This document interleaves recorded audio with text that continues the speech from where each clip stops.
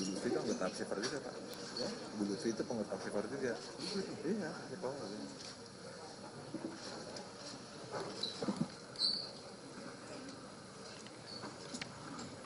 bisa kita mulai. Saudara Anda menyaksikan Breaking News Kompas TV bersama dengan saya Claudia Carla. Saudara, saat ini kita akan menyaksikan Polda Metro Jaya akan mengungkap hasil penyelidikan kematian diplomat Kementerian Luar Negeri yaitu Arya Daru Pangayunan. Om Swastiastu, salam kebajikan, namo buddhaya, salam presisi. Rekan-rekan media yang kami hormati, sekarang kita akan sama-sama melaksanakan rilis hasil penyelidikan atau proses pengungkapan peristiwa penemuan jenazah korban seorang laki-laki. Tentunya kami menghaturkan turut berduka cita dan berbelasungkawa yang sedalam-dalamnya kepada keluarga yang ditinggalkan. Kemudian rekan-rekan, sebagai bentuk komitmen dari Polda Metro Jaya dalam melaksanakan tugas untuk masyarakat, ya, Polri untuk masyarakat. Maka dalam mengungkap peristiwa yang terjadi, kami mengedepankan prinsip-prinsip scientific crime investigation, ya, dengan melakukan kolaborasi interprofesi. Sehingga pada sore hari ini kami hadirkan juga, rekan-rekan bisa saksikan. Yang pertama yang hadir, yang kami hormati Bapak Direskrim beserta Pak Wadir, Reskrim Kasubdit Resmob, beserta Kanit selaku penyelidik, kemudian beberapa mitra ahli juga kami hadirkan yang telah terlibat selama ini mendukung proses pengungkapan peristiwa ini. Yang pertama dari Apsifor Himsi, Bapak Nathanael E.J. Sumampau, MPSI PhD, kemudian dari Puslapfor Bareskrim Polri, tadi Bapak Nathanael melakukan pendalaman terkait dengan latar belakang korban dan circle di sekitarnya. Kemudian dari Puslapfor yang melakukan pemeriksaan DNA adalah Kompol Irfan Rofik yang hadir, terima kasih. Kemudian pemeriksa toksikologi juga kami hadirkan, Bapak AKP Ade Laksono, SH dari Puslapor Bareskrim Polri juga. Kemudian untuk menyampaikan hasil pemeriksaan barang bukti digital, itu kami hadirkan juga dari Direktorat Reserse Siber Polda Metro Jaya, Ibda Saji Purwanto, SH, ACE, MCFE, MCVE, CHF. Kemudian tim dokter yang melakukan pemeriksaan otopsi, pemeriksaan luar dan fisik korban atau jenazah, kami hadirkan juga dari dokter forensik RSCM, hadir Dr. G. Yoga Tohijiwa, SPFM. Kemudian yang melakukan pemeriksaan analisis terhadap sidik jari atau jejak yang ada di TKP, kami hadirkan juga Bapak Sigit Kusdianto dari Pusiden Bareskrim. Jadi proses penyelidikan pengungkapan peristiwa ini betul-betul dapat dipertanggungjawabkan, dilaksanakan secara profesional dan proporsional. Kemudian untuk kesempatan yang pertama kami persilakan Bapak Direskrim untuk menjelaskan kronologi peristiwa yang ditemukan, kemudian langkah-langkah yang telah dilakukan oleh tim gabungan dari mulai mendatangi TKP awal rekan-rekan kami dari Polsek Menteng dan Polres Metro Jakarta Pusat bersama-sama dengan tim dari Subdit Resmob Ditreskrim Polda Metro Jaya. Kami persilakan kepada Bapak Direskrim Terima kasih. Bismillahirrahmanirrahim. Assalamualaikum warahmatullahi wabarakatuh. Selamat sore dan salam sejahtera bagi kita semua. Om Swastiastu, Namo Buddhaya, salam kebajikan. Yang kami hormati Bapak Kabid Humas, yang kami hormati Pak Nathanael dari Apsifor, rekan-rekan dari Puslapor, dari Pusiden, kemudian dari Lab Digital, Pak Dr. Yoga dari RSCM,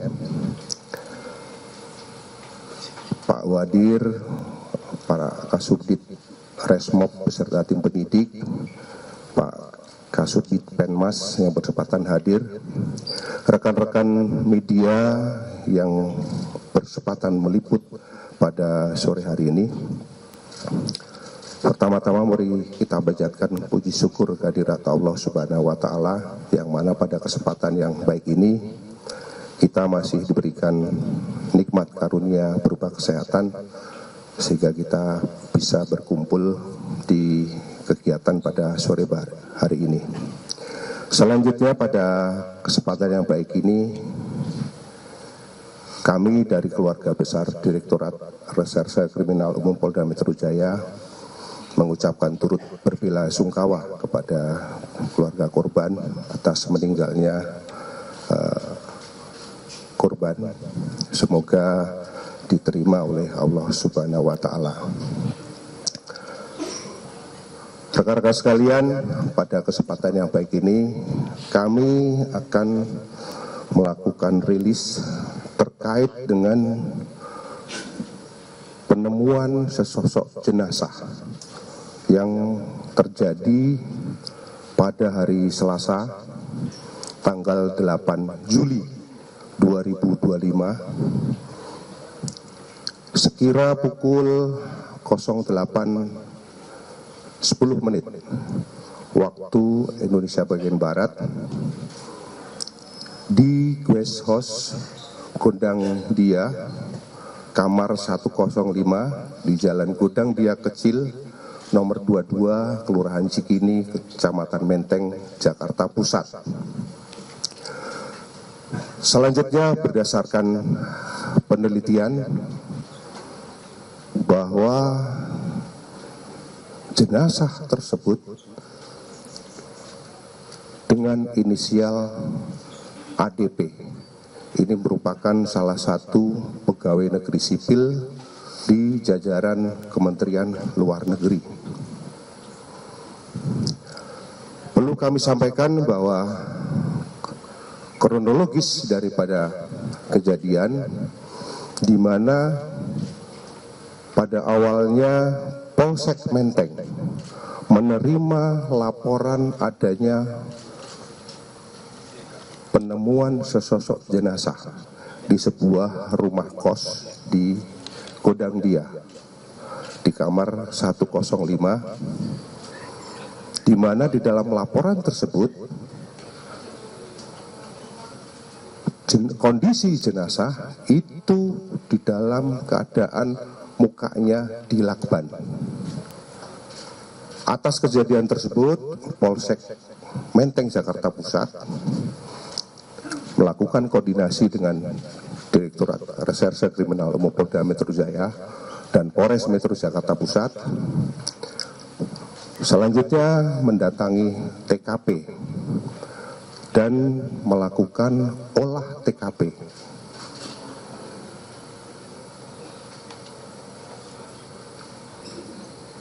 Langkah selanjutnya, tim penyelidik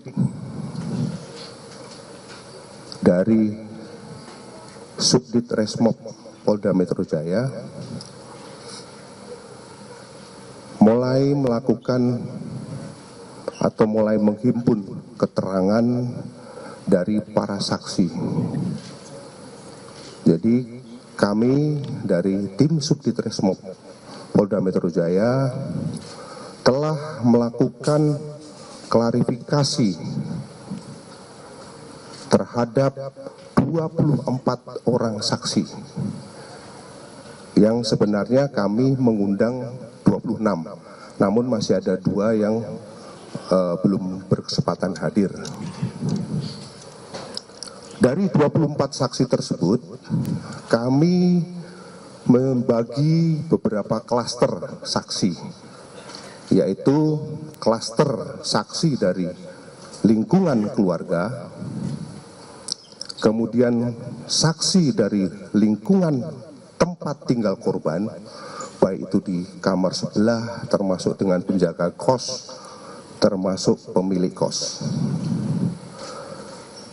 Kemudian saksi berikutnya dari lingkungan tempat kerja korban.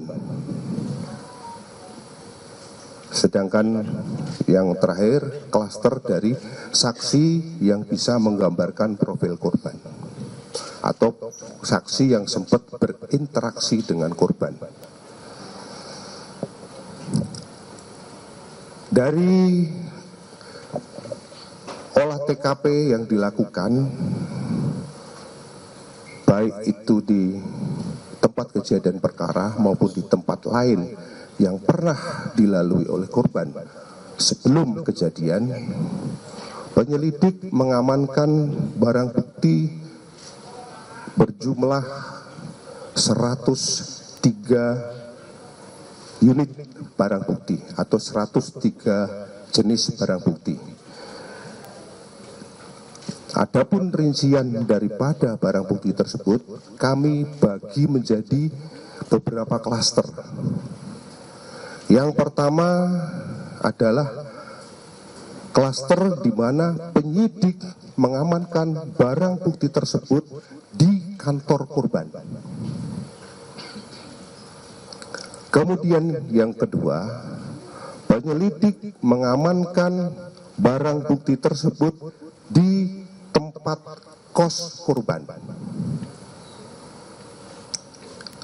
Kemudian yang berikutnya lagi, penyelidik mengamankan barang bukti tersebut dari keluarga korban maupun dari saksi-saksi yang lain.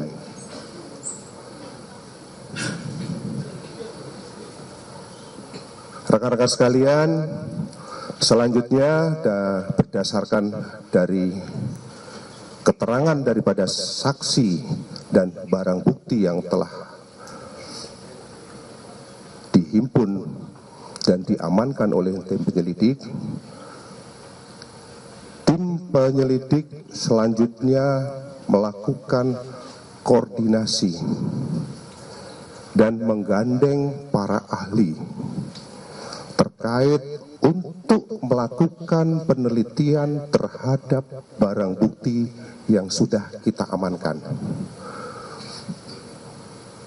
Kegiatan tersebut dimaksudkan untuk melakukan pembuktian secara scientific investigation ataupun secara ilmiah untuk mengungkap peristiwa yang terjadi.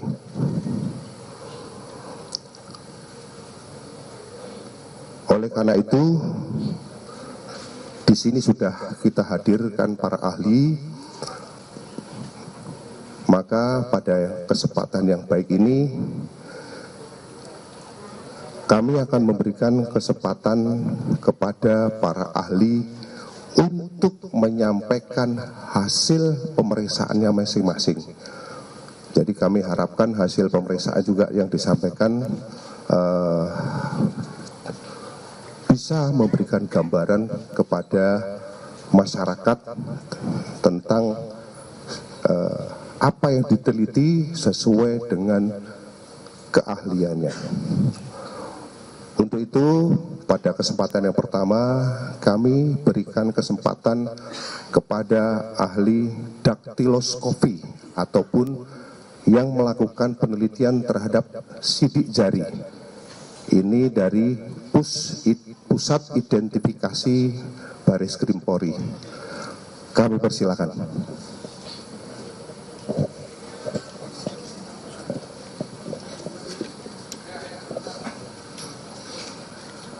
Baik, terima kasih Bapak Direskrim Jadi rekan-rekan semua, jadi seperti yang telah disampaikan oleh Bapak Direskrim Polda Metro bahwa sejak awal menerima laporan kami tim identifikasi baik dari Polres, Polda dan di bawah asistensi dari Pusiden Baris Krim Polri melakukan olah TKP dan yang paling utamanya tentu di sana melakukan pencarian barang bukti yang dimana salah satunya yaitu sidik jari, dimana berdasarkan keilmuan menurut daktiloskopi dari beberapa barang bukti yang sudah diamankan oleh rekan kita, kami melakukan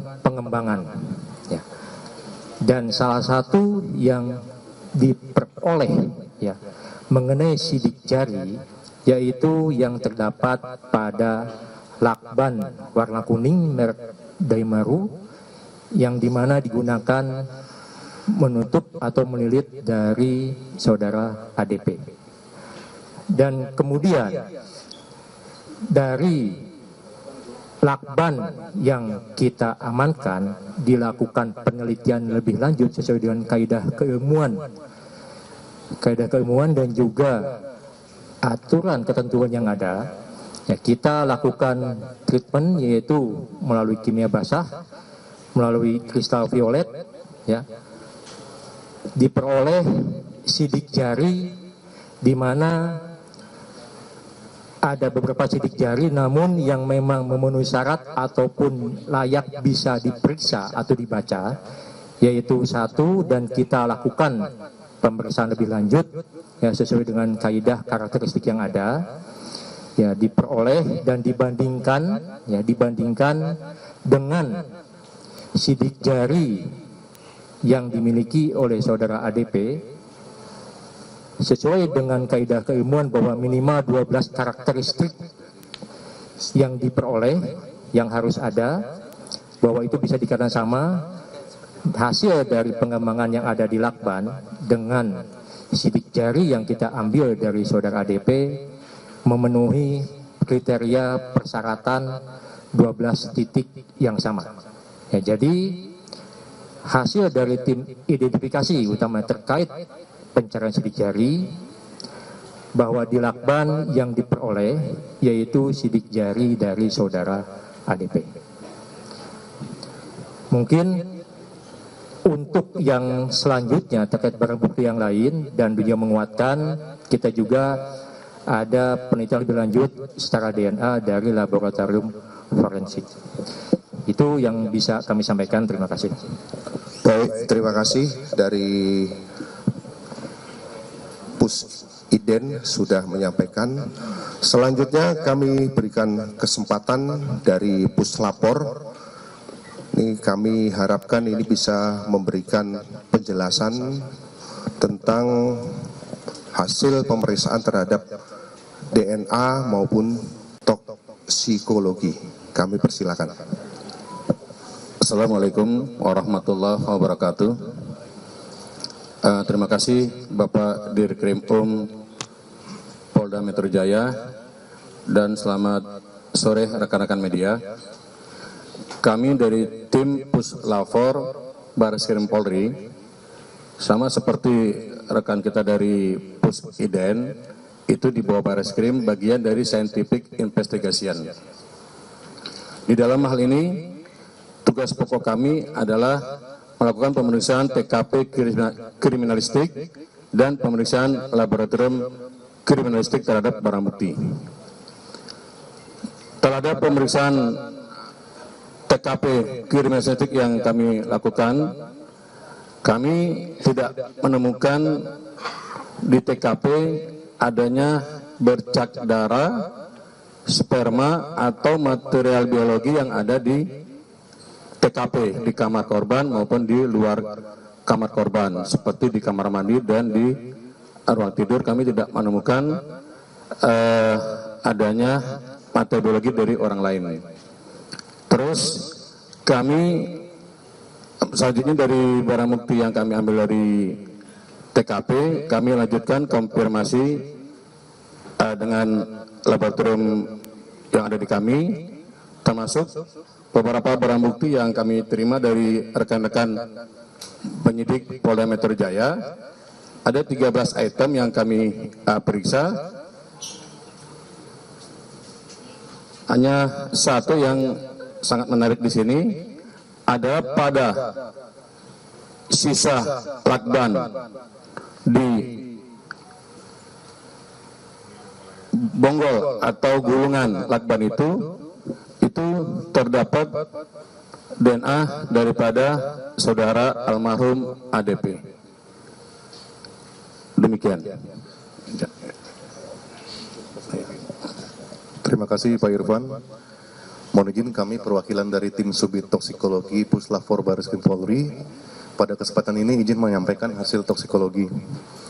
Pada tanggal 10 Juli 2025, tim Subdit Toksikologi Forensik Barreskrim Polri telah menerima sejumlah sampel biologis dari almarhum dari penyidik Resmo Polda Metro Jaya yang berisi organ dan cairan tubuh milik almarhum ADP. Sampel biologis tersebut terdiri dari 8 jenis antara lain otak sebanyak 1 pot, empedu sebanyak 1 pot, limpa sebanyak 1 pot, hati sebanyak 1 pot, ginjal sebanyak 1 pot, lambung sebanyak 1 pot, darah sebanyak 7 tabung, dan urin sebanyak 1 pot. Pemeriksaan di Laboratorium Subdit Toksikologi Forensik ini bertujuan untuk mendeteksi senyawa toksin yang keberadaannya apakah ada di dalam organ dan cairan tubuh tersebut, antara lain obat-obatan, bahan kimia, pestisida, alkohol, dan lain-lain. Metode analisis yang digunakan terhadap sampel biologis antara lain berupa uji pendahuluan seperti Conway atau mikrodifusi dan good side test. Ini bertujuan untuk menguji apakah pada sampel uji tersebut terdeteksi senyawa toksin seperti cyanida, arsenik, alkohol, dan amonia. Kemudian setelah dilakukan uji pendahuluan, seluruh sampel dilanjutkan ke tahap pemeriksaan alat-alat instrumen, antara lain gas kromatografi mass spectrometry atau GCMS, kemudian gas kromatografi flame ionization detector atau GCFID, kemudian liquid kromatografi mass spectrometry atau LCMS, dan ion kromatografi. Setelah dilakukan rangkaian pemeriksaan sampel, didapat hasil sebagai berikut. Seluruh organ dan cairan tubuh milik almarhum ADP tidak terdeteksi senyawa toksin seperti pestisida, cyanida, arsenik, alkohol, maupun narkoba. Kemudian dari pemeriksaan lanjutan ditemukan hasil sebagai berikut. Pada otak ditemukan atau terdeteksi paracetamol, empedu terdeteksi klorfeniramin, limpa terdeteksi klorfeniramin, hati terdeteksi klorfeniramin, ginjal terdeteksi paracetamol dan klorfeniramin, lambung terdeteksi klorfeniramin, darah terdeteksi klorfeniramin, urin terdeteksi paracetamol dan klorfeniramin. Kesimpulannya, pemeriksaan menunjukkan seluruh sampel organ dan cairan tubuh tidak terdeteksi senyawa toksik umum seperti pestisida, cyanida, arsenik, alkohol, maupun narkoba. Namun, ditemukan kandungan paracetamol dan klorfeniramin pada berbagai jaringan dan cairan tubuh almarhum ADP. Menurut studi literatur dari farmakologi, klorfeniramin atau biasa disebut CTM adalah sejenis antihistamin yang dapat meredakan gejala alergi seperti hidung tersumbat dan bersin, serta memiliki efek sedatif ringan seperti mengantuk. Kemudian paracetamol merupakan jenis obat analgesik dan antipiretik yang dapat meredakan nyeri serta menurunkan demam. Kombinasi kedua jenis senyawa tersebut biasa ditemukan pada obat flu dan demam yang umum beredar di pasaran. Temuan ini menunjukkan adanya konsumsi atau paparan obat sebelum kematian. Selanjutnya, seluruh hasil pemeriksaan telah dituangkan ke dalam produk berita acara pemeriksaan nomor 4224/KTF/2025 dan telah diserahkan kepada penyidik serta kedokteran forensik untuk analisis lebih lanjut. Demikian penyampaian hasil toksikologi ini saya sampaikan. Atas perhatiannya diucapkan terima kasih. Terima kasih dari Puslapor, yang mana ahli dari tim yang meneliti DNA maupun toksikologi sudah melakukan pemeriksaan. Selanjutnya kami berikan kesempatan kepada tim dari Laboratorium Digital Forensik, yang mana kita kemarin ada melakukan ataupun mengamankan barang bukti berupa rekaman CCTV, kemudian device baik laptop maupun handphone yang telah dilakukan pemeriksaan secara digital forensik. Untuk itu kami persilakan kepada tim dari digital forensik. Assalamualaikum warahmatullahi wabarakatuh. Terima kasih, mohon izin Bapak Direktur Reserse Kriminal Umum, Bapak Kabitumas. Kami dari Laboratorium Digital Forensik atas izin Bapak Direktur Reserse Siber Polda Metro Jaya, izinkan kami menyampaikan hasil temuan-temuan kami yang berkaitan dengan perkara yang ditangani oleh Direktorat Reserse Kriminal Umum Polda Metro Jaya. Jadi kami digital forensik menerima sebanyak 14 digital evidence atau barang atau benda uji digital, di mana 5 diantaranya adalah yang diduga dimiliki atau dikuasai atau digunakan oleh ADP. Dari barang-barang tersebut kami lakukan pemeriksaan yang menggunakan standarisasi internasional yaitu ISO 17025, kemudian 27037 dan 27042, di mana tata cara dan prosedurnya adalah melakukan namanya collecting, acquiring, analisis, dan investigasi.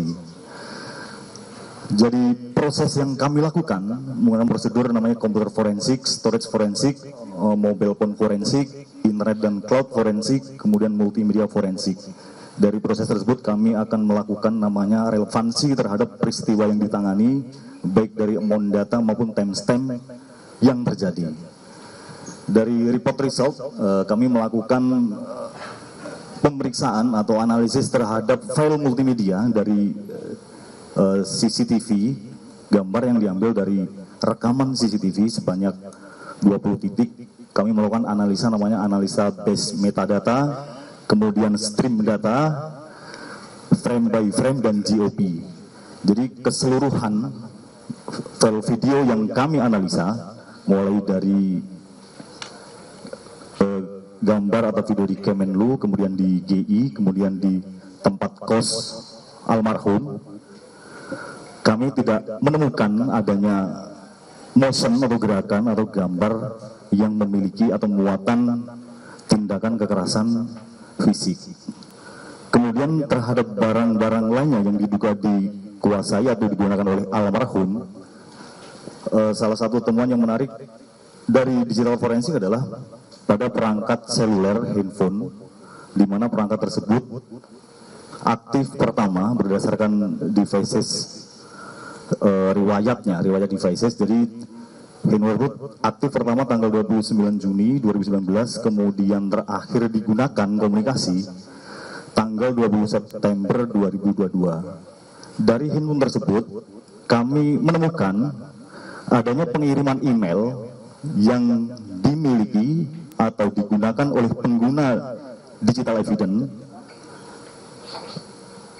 Alamatnya adalah di daru_c@yahoo.com, dikirim ke salah satu badan amal yang menyediakan layanan dukungan terhadap orang yang memiliki emosional yang mengalami perasaan tertekan dan putus asa, termasuk yang dapat menyebabkan bunuh diri. Itu kami menemukan sebanyak 2 segmen. Segmen yang pertama di tahun 2013 dimulai dari tanggal 20 Juni 2013 sampai dengan 20 Juli 2013. Di situ sudah saya sampaikan ke penyidik yang menangani. Pada intinya adalah menceritakan tentang alasan ada keinginan untuk bunuh diri. Kemudian di segmen tahun 2021, dimulai dari tanggal 24 September 2021 sampai dengan 5 Oktober 2021, sebanyak 9 segmen, jadi sebanyak pengirimannya 9 segmen. Intinya adalah sama, ada niatan yang semakin kuat untuk melakukan bunuh diri karena problem yang dihadapi. Kira-kira itu yang kami temukan yang potensial, dan terima kasih atas perhatiannya. Assalamualaikum warahmatullahi wabarakatuh.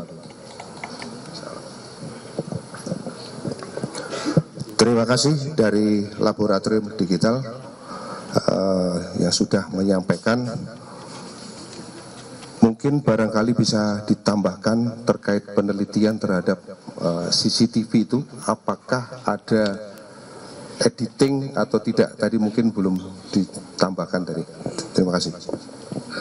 Baik, mohon izin, terima kasih Pak Direktur. Jadi saya sampaikan kembali, saya tekankan bahwa rekaman yang diberikan kepada kami di laboratorium forensik setelah dilakukan analisis by basisnya metadata, stream data, kemudian frame by frame, dan juga GOP. GOP itu adalah group of picture masing-masing frame.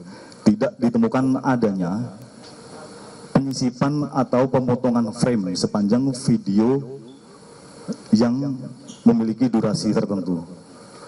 Jadi kami sudah melakukan penelitian sebanyak 130 event yang dimulai dari basement kemudian sampai dengan dilakukan identifikasi di tempat kos tanggal 8. Jadi kami tidak menemukan adanya konten-konten yang bermuatan atau gerakan-gerakan yang memiliki muatan adanya tindakan kekerasan. Demikian, terima kasih Pak Direktur.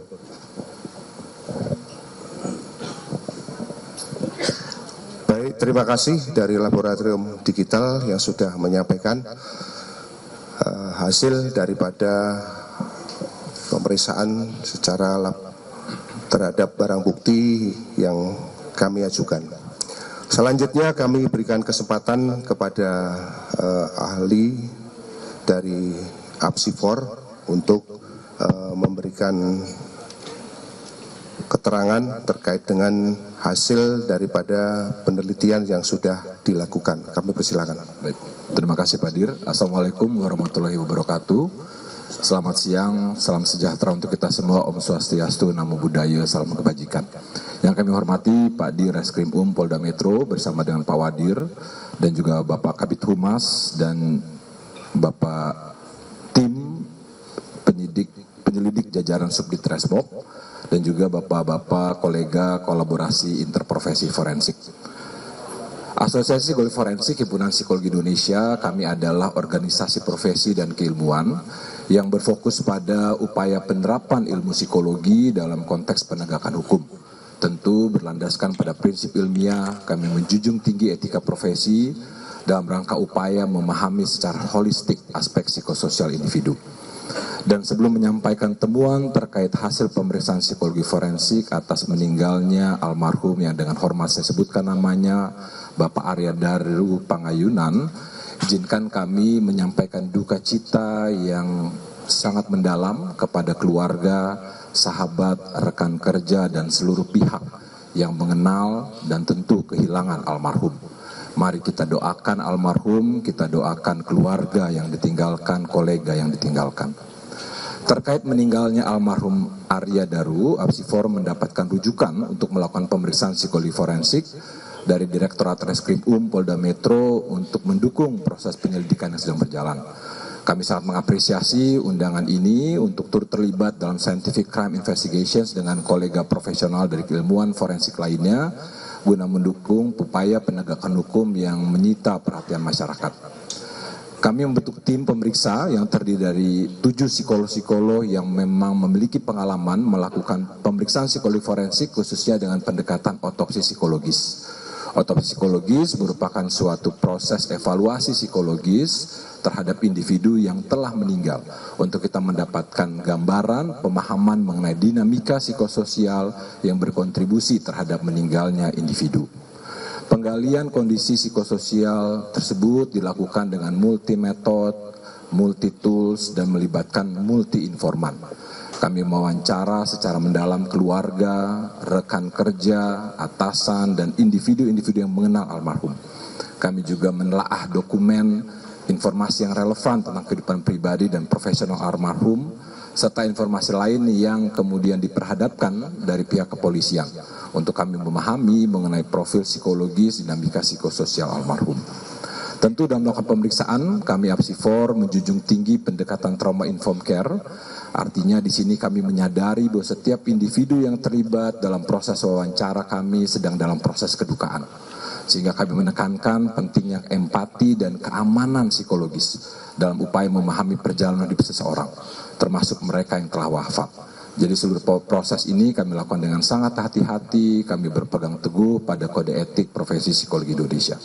Nah, berdasarkan pemeriksaan psikologis dengan metode otopsi psikologis yang kami lakukan, kami mengidentifikasi beberapa temuan bermakna terkait almarhum yang dapat kami sampaikan.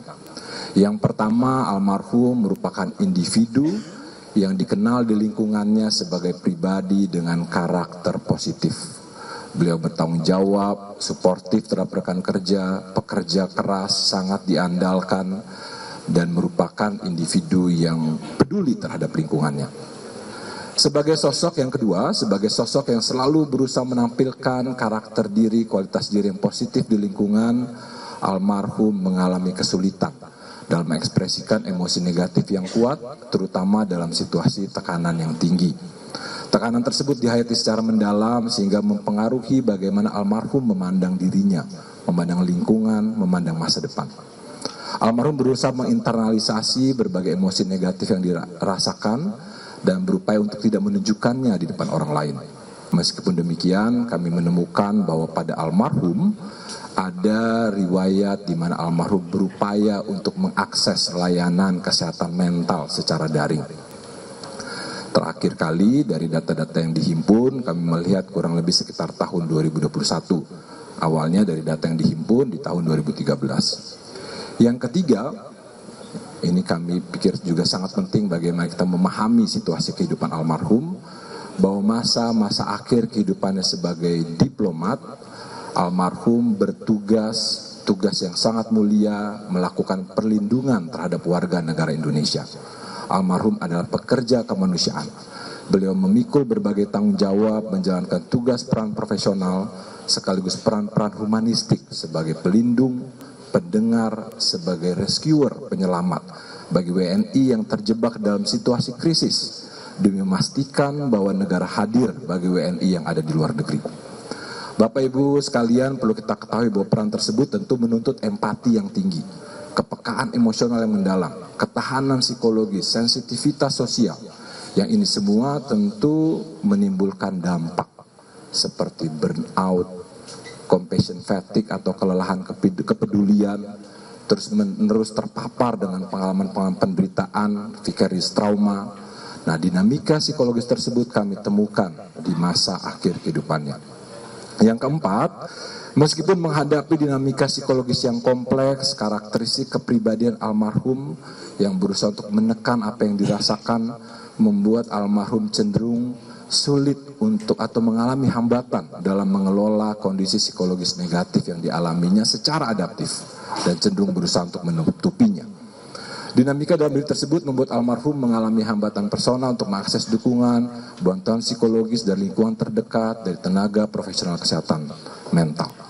Setelah terakumulasi penghayatan almarhum tersebut mengenai dirinya, masalah, tekanan hidup di episode terakhir kehidupannya ini, kemudian mempengaruhi proses pengambilan keputusan almarhum terkait cara kematiannya atau upaya untuk mengakhiri kehidupannya. Bapak Ibu, masyarakat sekalian, kami APSIFOR menegaskan bahwa kondisi psikologis individu tidak dapat disederhanakan hanya dari satu aspek kehidupan. Bahkan kita perlu memahami hasil interaksi dari berbagai faktor personal, faktor profesional, sosial, dan struktural. Oleh karena itu tidak ada satu faktor tunggal yang dapat menjelaskan kondisi psikologis atau kesehatan mental almarhum yang negatif ini. Oleh karena itu, Apsifor mengajak masyarakat untuk secara bijak berkomentar di media sosial terkait kasus. Mari kita kedepankan upaya mendukung kesejahteraan psikologis keluarga, sahabat, dan rekan-rekan almarhum. Kita kedepankan harkat dan martabat almarhum yang mendedikasikan hidupnya untuk negara. Ya. Kami juga mengajak masyarakat untuk menanggapi masalah kesehatan mental dengan penuh empati tanpa stigma. Kami memahami bahwa tekanan psikologis dapat dialami oleh siapapun, termasuk mereka yang tampak kuat, tampak berprestasi, berdedikasi, bahwa tidak semua tekanan kondisi psikologis negatif tampak secara kasat mata. Banyak individu memilih menyimpan perasaan sendiri karena adanya stigma, budaya profesional, norma sosial, atau kekhawatiran akan penilaian negatif dari lingkungan. Oleh karena itu, kami mendorong seluruh pihak, termasuk institusi, organisasi kerja, untuk kita menyediakan lingkungan yang mendukung ekspresi emosi secara sehat, menghilangkan stigma terhadap orang mencari bantuan psikologis, serta menumbuhkan budaya saling peduli, untuk berbagi beban secara terbuka dalam suasana yang aman. Akhirnya, kami berharap bahwa hasil pemeriksaan ini tidak hanya menjadi bagian dari proses investigasi hukum saja, tetapi juga menjadi momentum untuk kita meningkatkan kesadaran kolektif tentang pentingnya kesehatan mental, khususnya bagi individu yang memikul tanggung jawab besar di ruang publik. Demikian Pak Dir yang dapat kami sampaikan. Terima kasih. Baik, terima kasih. Dari Apsifor tadi sudah menyampaikan hasil daripada penelitian yang telah dilakukan. Selanjutnya kami berikan kesempatan kepada tim dari RSCM yang telah melakukan pemeriksaan baik visum maupun otopsi. Kami persilakan. Baik, terima kasih Pak Dir. Dapat saya jelaskan terkait dengan kasus almarhum ADP. Pertama kali jenazah masuk ke Rumah Sakit Cipto itu dengan surat permintaan visum dari Polsek Metro Menteng pada tanggal 8 Juni tahun 2025 sekitar 13.00 waktu Indonesia Barat. Selanjutnya ada surat pelimpahan dari Polsek Menteng kepada Polda Metro Jaya. Kita menerima jenazah itu dan juga dilanjutkan dengan melakukan pemeriksaan luar jenazah itu sekitar pukul 13.55 waktu Indonesia Barat, serta selanjutnya setelah dilakukan pemeriksaan luar jenazah kita menunggu pihak keluarga, dalam hal ini istri dari almarhum, dan menginfokan bahwa akan dilakukan pemeriksaan otopsi atau pemeriksaan bagian dalam tubuh almarhum. Selanjutnya setelah berkoordinasi dengan keluarga pada pukul 17.30 waktu Indonesia Barat di hari yang sama kami melakukan pemeriksaan dalam atau otopsi. Dapat kami sampaikan terkait dengan temuan-temuan baik itu pada pemeriksaan luar ataupun pemeriksaan dalam jenazah.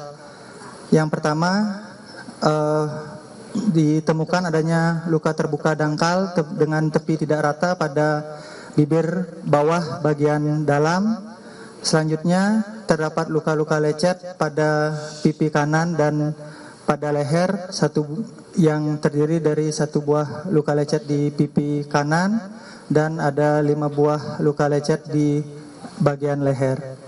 Selanjutnya kami temukan pula adanya memar-memar pada kelopak atas mata kiri, ada memar juga pada bibir bawah bagian dalam, lengan atas kanan, dan juga lengan bawah kanan, dengan masing-masing 1 buah memar pada kelopak atas mata kiri, 1 buah memar pada bibir bawah bagian dalam, ada 2 buah memar pada lengan atas kanan, dan 2 buah memar pada lengan bawah kanan.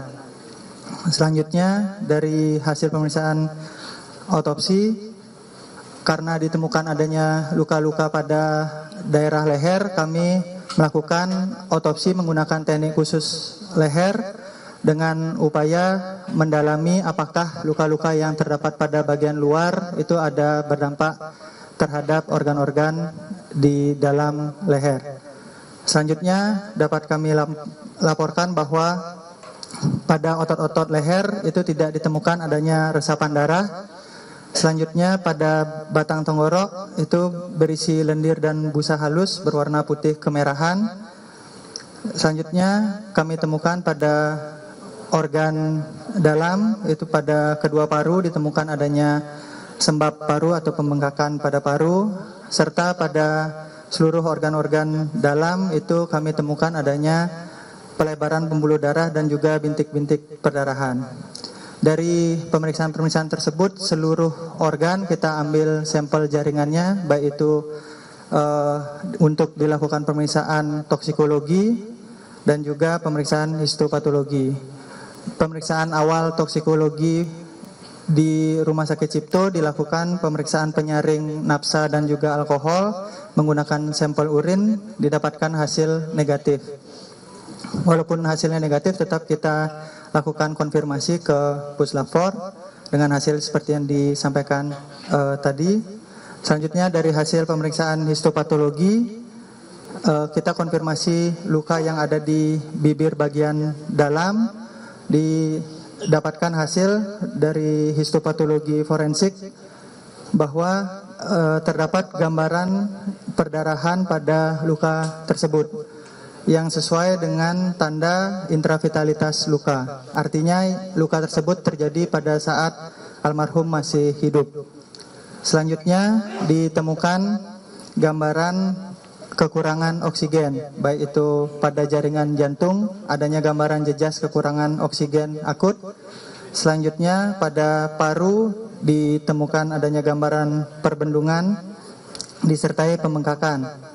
Selanjutnya serta organ-organ dalam lainnya itu terdapat gambaran pelebaran pembuluh darah dan adanya ekstravasasi sel darah merah atau keluarnya sel dari pembuluh-pembuluh darah.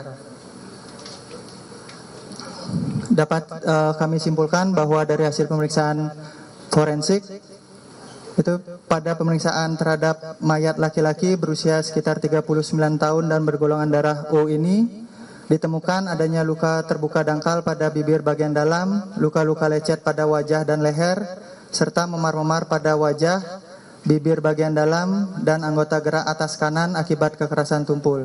Selanjutnya ditemukan darah berwarna lebih gelap dan encer, lendir serta busa halus pada batang tenggorok, adanya sembab paru, tanda-tanda perbendungan pada seluruh organ dalam, dan tidak ditemukan adanya penyakit pada organ-organ dalam almarhum. Selanjutnya pada hasil pemeriksaan laboratorium toksikologi serta histopatologi, dari pemeriksaan laboratorium toksikologi tidak ditemukan adanya zat yang dapat menyebabkan gangguan pertukaran oksigen. Tidak ditemukan adanya penyakit ataupun zat yang dapat menyebabkan gangguan pertukaran oksigen pada organ ataupun jaringan tubuh almarhum. Maka sebab mati almarhum akibat gangguan pertukaran oksigen pada saluran nafas atas yang menyebabkan mati lemas. Demikian Pak Dir yang dapat saya sampaikan. Terima kasih. Baik, terima kasih dari RSCM yang sudah menyampaikan hasil pemeriksaan baik itu visum maupun otopsi yang sudah dilaksanakan. Rekan-rekan sekalian, perlu kami sampaikan dari hasil serangkaian penyelidikan yang dilakukan oleh penyidik, baik itu dari keterangan saksi-saksi, kemudian dikaitkan dengan barang bukti, serta didukung oleh scientific investigation crime dan keterangan para ahli, kami menyimpulkan bahwa pada hari Selasa tanggal 8 Juli 2025 sekitar pukul 8:10 waktu Indonesia bagian Barat, telah ditemukan sesosok mayat laki-laki di rumah kos di guest house Godang Dia, kamar 105 di Jalan Godang Dia Kecil nomor 22 Menteng, Jakarta Pusat. Setelah dilakukan olah TKP dan pendalaman bahwa identitas daripada korban adalah ADP berusia 39 tahun yang merupakan staf dari Kementerian Luar Negeri. Pada saat ditemukan, korban dalam posisi terlentang dengan menggunakan celana pendek dan kaos, terbaring di atas kasur dalam keadaan kepala tertutup plastik dan terlilit lakban warna kuning. Dan pada saat ditemukan, ini kami luruskan, kesempatan ini kami luruskan karena kemarin ada beberapa pemberitaan di media yang menyatakan bahwa tangannya terikat. Bahwa faktanya pada saat ditemukan tangan korban tidak terikat. Ya, tangan dan kaki tidak terikat.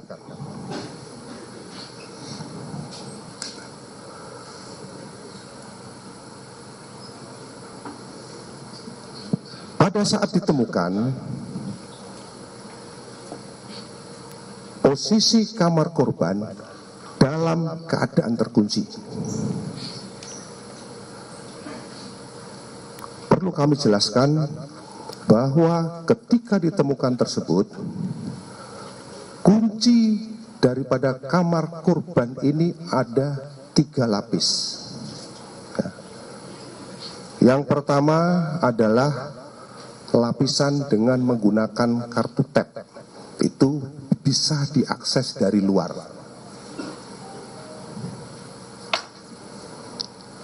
Kemudian yang kedua, kunci yang kedua adalah kunci, kalau kita bilang kunci biasa nih, kunci biasa tapi tidak ada kuncinya, jadi seperti ceklekan biasa begini dari dalam, dan itu melekat di bawah grendel. Sedangkan kunci yang 3 adalah kunci slot, itu letaknya di atas daripada kunci. Jadi ini hanya bisa dilakukan oleh orang yang posisinya berada di dalam kamar untuk mengunci kunci tersebut.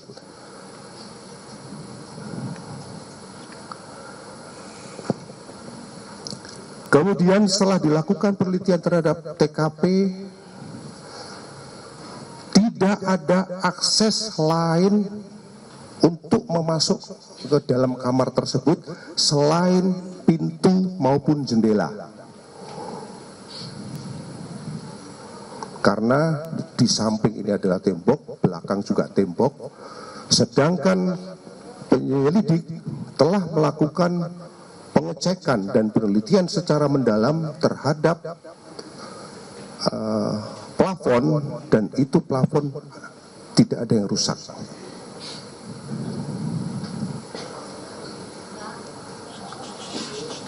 Kemudian pintu gerbang dan pintu kamar kos menggunakan sistem kunci elektronik dengan akses kunci masing-masing berupa kunci elektronik seperti kamar yang dimiliki di korban, dan masternya ada dipegang oleh penjaga kos.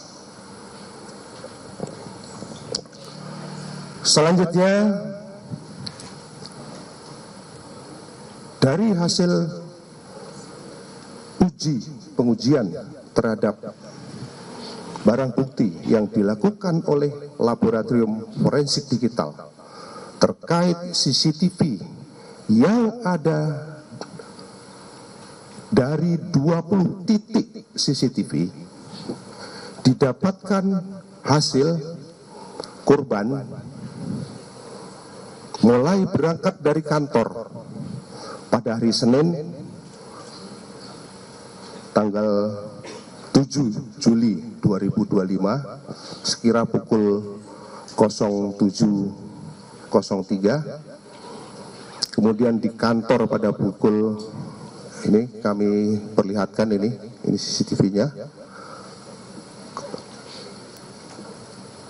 Ini CCTV-nya 7.03. Kemudian ini adalah pada saat masa kantor 7.20. Kemudian pada pukul 17:52, jadi ini berlanjut ya, ini berlanjut karena ada beberapa titik 20, kami ambil intisarinya saja.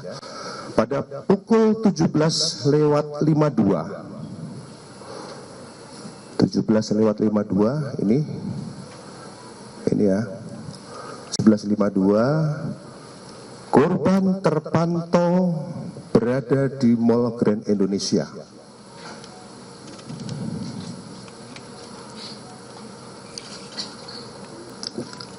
Ini selaras juga dengan hasil analisa terhadap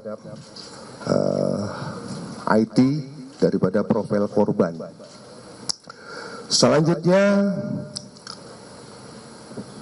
korban pada pukul 21.39 termonitor memasuki Kemenlu. Ini sebelah kiri, rekan-rekan sekalian, 21.39 memasuki Kemenlu.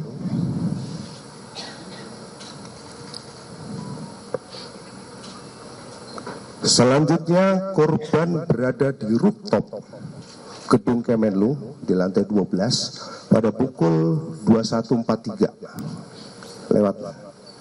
Lanjut, ini naiknya pada saat naik, nah 21.43 itu naik, mulai naik 21.43. Keberadaan daripada korban di rooftop itu kurang lebih selama 1 jam 26 menit. Ya. Berdasarkan pengamatan dari CCTV, di awal ketika naik, korban memang betul membawa tas gendong dan tas belanja ya, ada dua, satu tas gendong, satu tas belanja. Namun pada saat turun dari rooftop,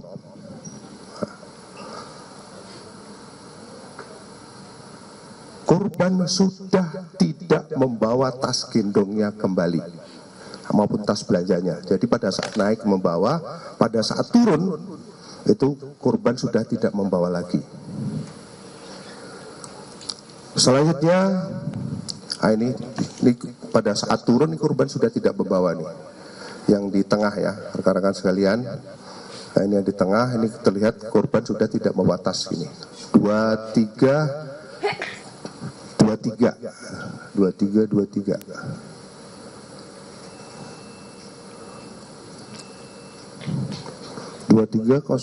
ya. Ulangi 2309 ini pada saat turun sudah tidak membawa tas lagi maupun tas gendong maupun tas belanjaan, sehingga masih terlihat lagi di bawah yang sebelah sana pun masih terlihat 2312 itu di bawah di pintu keluar.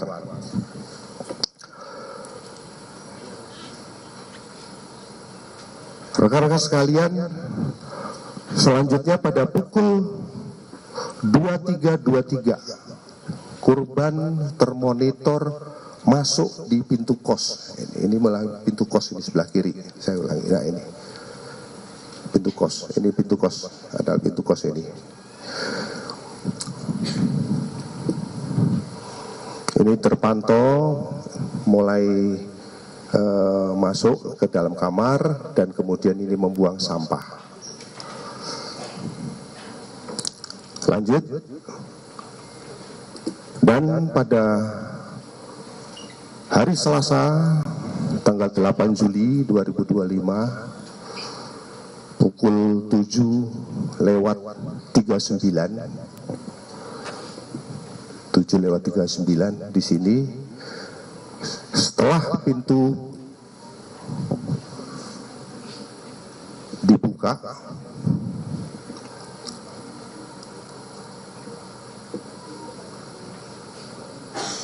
baru ditemukan meninggal.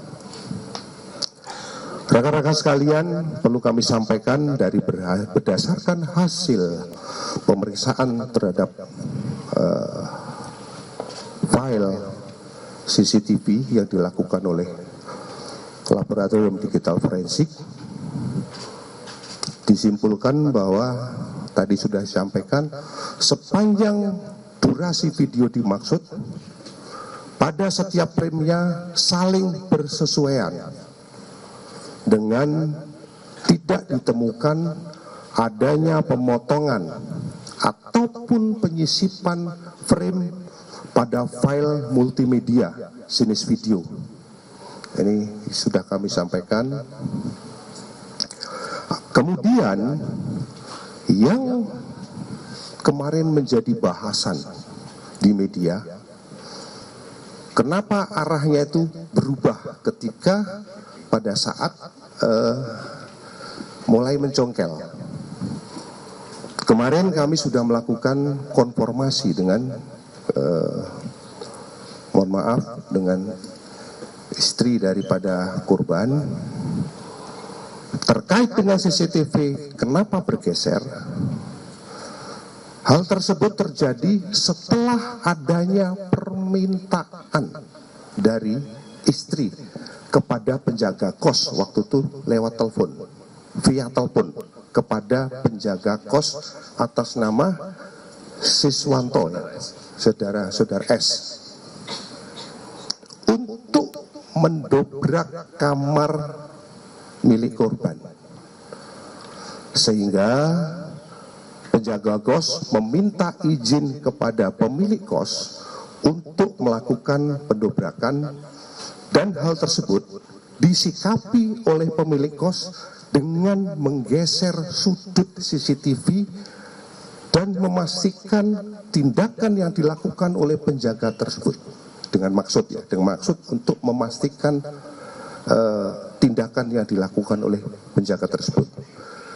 Hal ini juga diperkuat dengan adanya video yang diambil secara live, ya, artinya secara live, bukan live, rekaman video yang diambil oleh teman sekamarnya yang ikut mendobrak pada saat itu. Ini Bapak F ini merupakan teman kamar dari satu kos. Ini diperkuat dengan rekaman video yang diambil oleh Bapak F ini.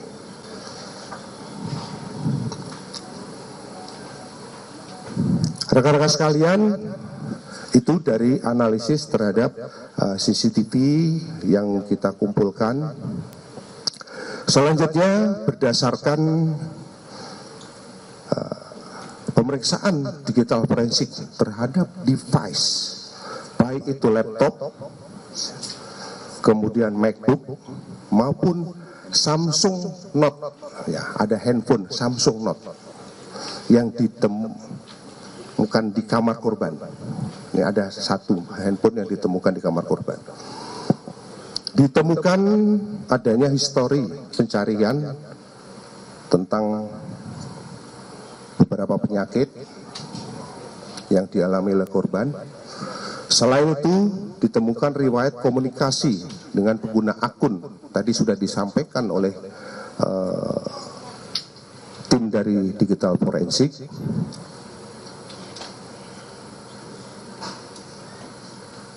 Yang intinya bahwa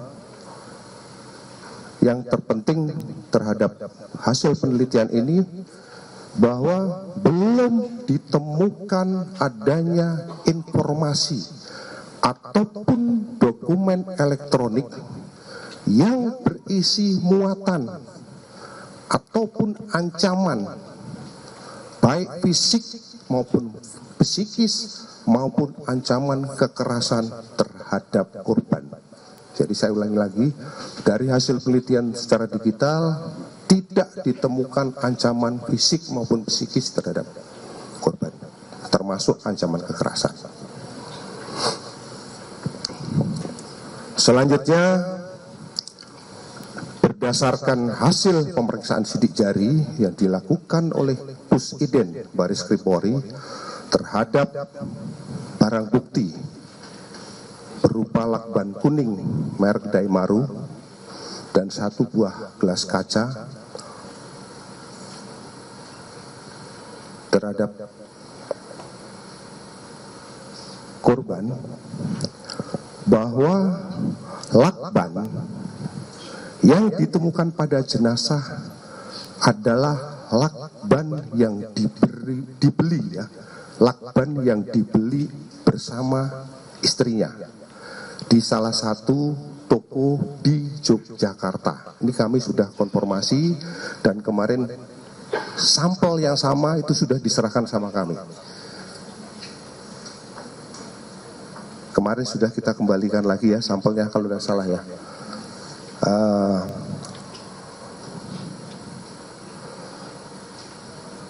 Di mana lakban tersebut itu dibeli tahun 2000, dibeli sekitar bulan Juni tahun 2025.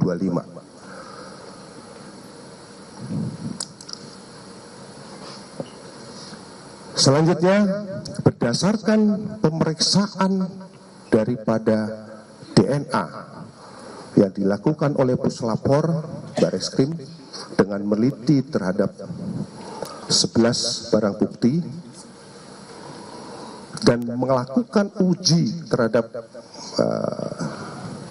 barang bukti yang ada, dengan hasil tidak ditemukan adanya DNA milik orang lain selain DNA milik korban, termasuk pada lakban dan barang bukti yang ada di TKP pada saat itu, mulai dari spray, kemudian sarung bantal, gelas dan lain sebagainya, itu hanya DNA milik korban.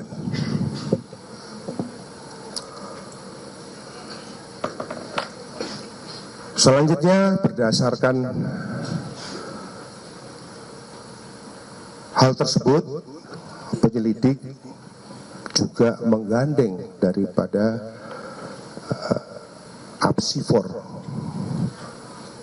HIPSI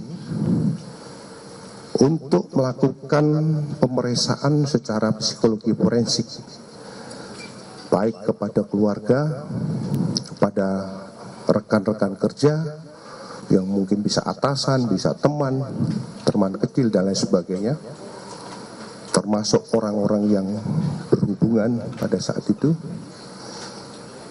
Dari hasil pemeriksaan tersebut,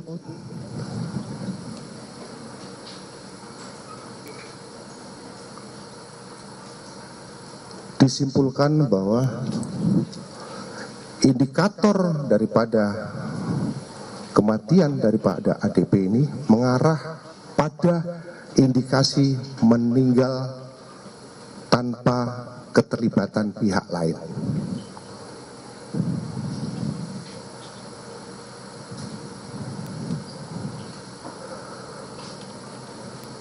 Selanjutnya, dari hasil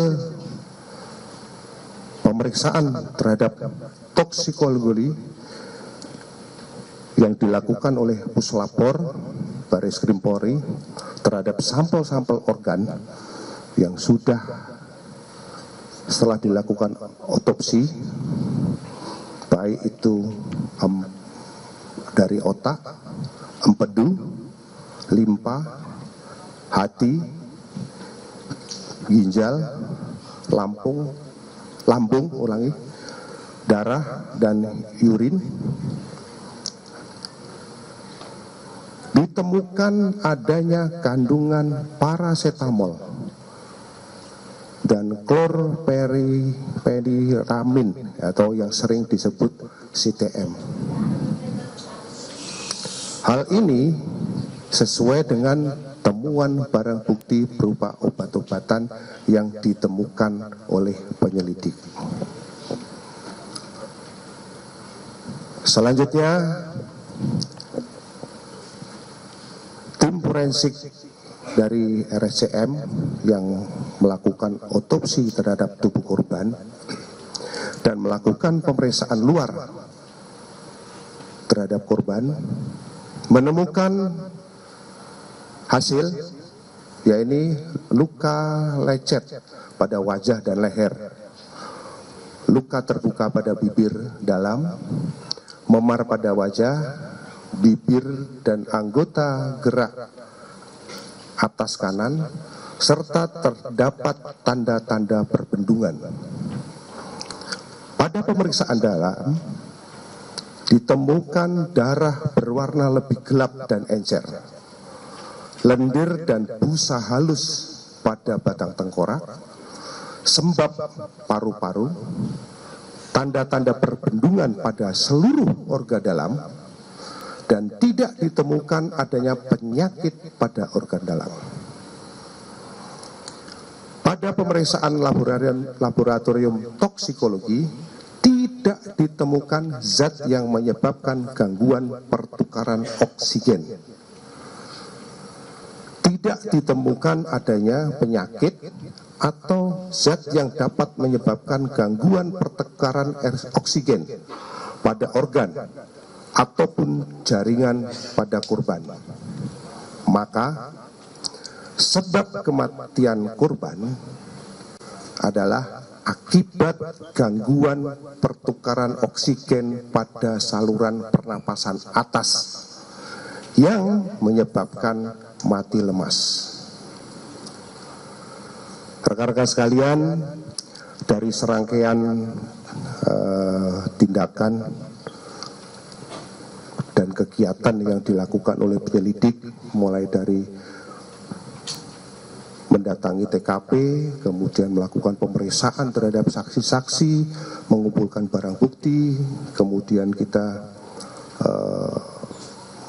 dengan melibatkan saksi ahli, dan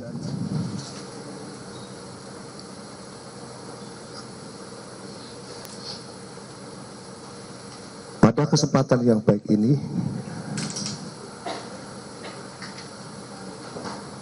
kami akan menyimpulkan hasil daripada penyelidikan yang kami lakukan, bahwa penyelidikan yang kami lakukan, kami simpulkan belum menemukan adanya peristiwa pidana. Demikian yang bisa kami sampaikan. Selanjutnya kami kembalikan kepada Bapak Kabid Humas. Baik, terima kasih rekan-rekan media yang kami hormati, rekan-rekan jurnalis.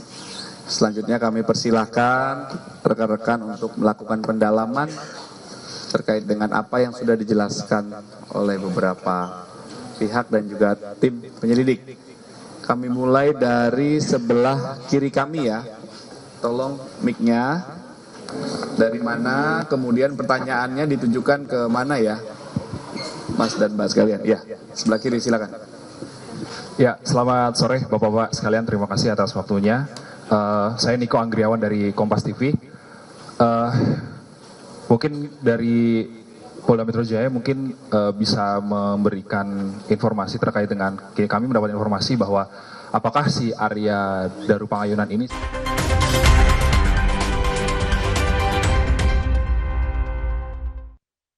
Menangkan 5 tiket nonton langsung Indonesia di Amerika. Dukung Indonesia mengukir sejarah baru. Menangkan 5 tiket nonton langsung Indonesia di Pentas Dunia 2026 Amerika. Pemenang akan segera dipilih. Jangan sampai ketinggalan. Segera beli 5 bungkus kopi luwak apa saja. Upload ke sosial media, tag @kopiluwakofficial. Dukung Indonesia mengukir sejarah baru.